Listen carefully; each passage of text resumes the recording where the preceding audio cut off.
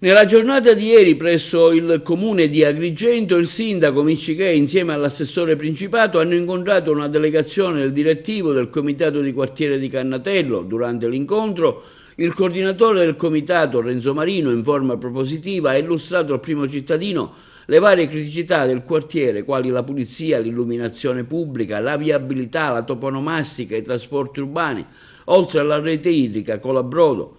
Il sindaco Miccichè ha ascoltato con molta attenzione i delegati del comitato, sottolineando l'importanza della partecipazione attiva e propositiva dei cittadini verso l'amministrazione comunale.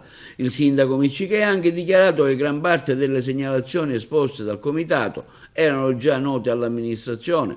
Un capitolo a parte è l'auspicata riapertura della farmacia a servizio del popoloso quartiere di Cannatello, relativamente alla quale il sindaco Miccichè ha dichiarato che la situazione è attenzionata e si attendono nuovi sviluppi. Alla fine dell'incontro il sindaco Miccichè ha assunto l'impegno di dare pronta attenzione alle questioni della pulizia, dell'illuminazione pubblica, alla rotonda dei maestri del lavoro, mentre per ciò che attiene alla manutenzione stradale, la toponomastica e alla relazione delle parti illuminanti mancanti in diversi tratti del quartiere occorrerà attendere i finanziamenti dei progetti in corso.